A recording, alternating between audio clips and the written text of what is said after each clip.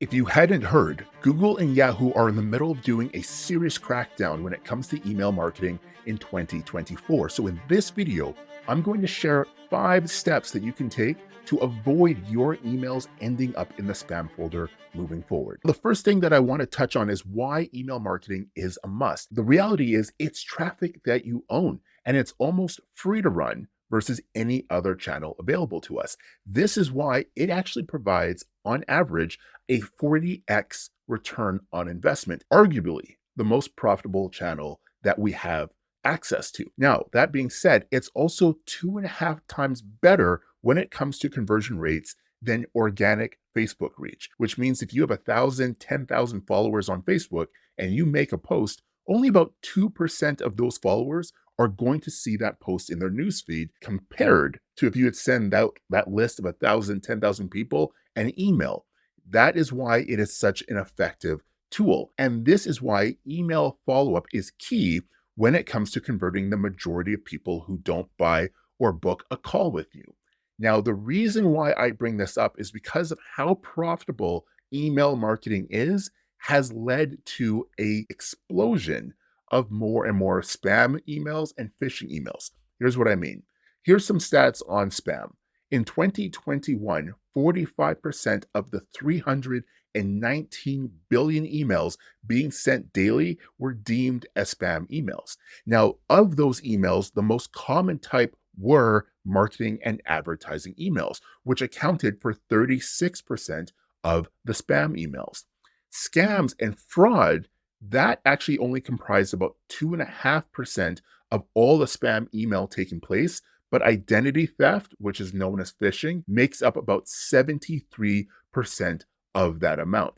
And in 83% of organizations faced successful email-based phishing attacks in 2021, which has led to more and more people saying that spam has led to decreased public confidence and trust when it comes to email communication. So what does all of this mean? We know that email is highly effective. We know it is super profitable. And we also know that there's a lot of bad actors who are taking advantage of this tool to gain an advantage for themselves at the detriment of you and the businesses around the world. As a result, we are seeing Google and Yahoo cracking down when it comes to email marketing to help avoid all of these businesses falling victim to phishing emails, spam emails, and eventually losing tons and tons of money, both in lost time and actual sales. So, Google and Yahoo will begin blocking free email domains from sending mass email messages to their mailbox services. What does this mean? Well, it means that if you are currently using Gmail, Yahoo, Hotmail, etc., you won't be able to use those domains to do your email marketing at a mass level with. Once again, what are some of these hackers and phishing types doing? They're using these free email services to facilitate their spam emails. So that's one of the first things that's got to go. The second is, and this is the main one, they will require all emails to be fully authenticated with the sender policy framework, a domain keys identified mail, and a domain-based message authentication reporting and conformance setting. Essentially, this is all being done at the DNS, that domain name server level, to avoid being rate limited, spam foldered, or completely blocked. Long story short, essentially, in order to show that the emails that are going to these businesses, to that, the average person, you and I, aren't coming from phishing emails, from people pretending to be domains or websites that they aren't, any email being received to their servers have to have a bunch of essentially certifications added to them that say this is a legit email from a legit sender from this domain. It's not spoofed. It's not a fake email. Now, this also means that the complaint and spam rate must be below 0.3%. So the people who are sending out mass amounts of emails, if they're getting a lot of their emails flagged as junk, as spam, then Google and Yahoo are going to say, yeah, you know what? We don't trust this person. None of their emails are going to go through. And this is another reason why these steps that I revealed later in this video are so critical. There's not a lot of wiggle room here. And if you aren't careful, you will start seeing yourself get rate limited, which means if you send out 1,000 emails, maybe only 100 go out the first hour, then another 100, and then another 100. or like I said, completely blocked. And then you also have the one-click unsubscribe links, which will be required for all emails. I'm sure you've seen it. I've seen it when you receive an email from a sender, but they're not giving you a way to unsubscribe unless you log into some account that you might have forgot about or whatever. Now, if an email doesn't have that one-click unsubscribe link in it, it's also not going to be received by Google's servers or Yahoo servers. And we're talking not just gmail.com emails. Any business that's using a Google workspace as their server will also not be receiving these. How to stay out of email jail. 1, use a dedicated subdomain. Here's what I mean. You want to set up a dedicated email sending subdomain, such as guide@mail.yourdomain.com. So I used the red to indicate the subdomain here, and then dexwilliams.com being my domain. Now, create multiple email subdomains for dedicated purposes, notifications, conversations, transactions, etc. The reason for this is that using subdomains helps control your sender reputation and manage email deliverability while preventing important emails sent from your primary domain from going to spam. Here's what I mean.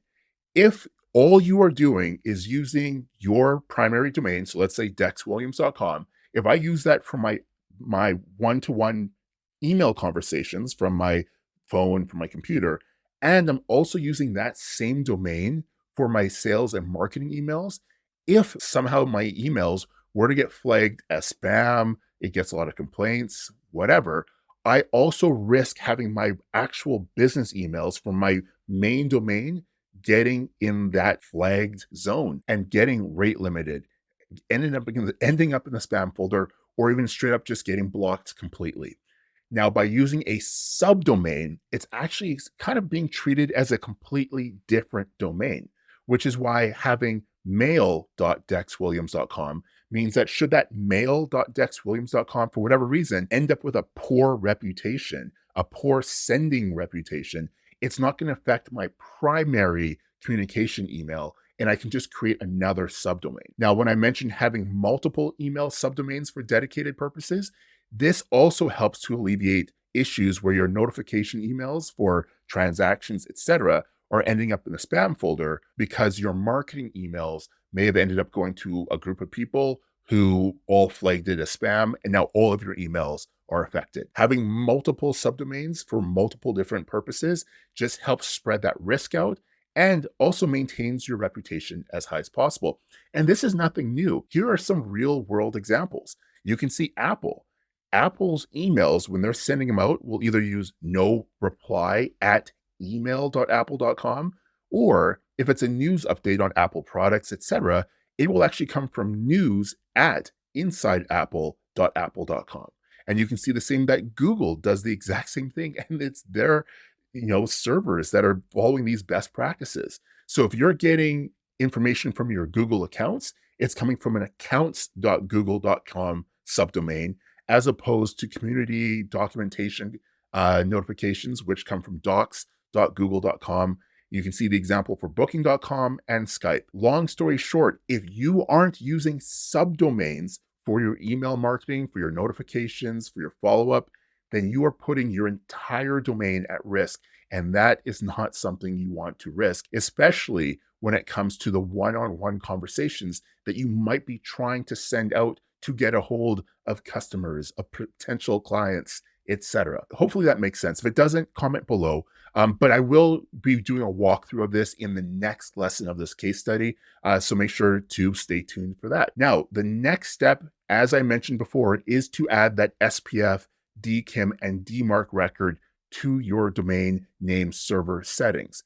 Emails set up in most email marketing platforms will include the SPF and DKIM authentication by default. When you go to add your custom domain to their email sending settings, normally they will provide that SPF and DKIM. The difference is now that you will need to add the DMARC to your domain name settings. And again, I will be doing a demonstration of that in the next video in this case study when I build this out. But it's so critical that not only do you have the SPF and DKIM, you also have the DMARC in your settings. Now, the third thing to do to make sure that you avoid the spam folder is to make sure your emails are being sent from that DMARC domain. So here's what I mean.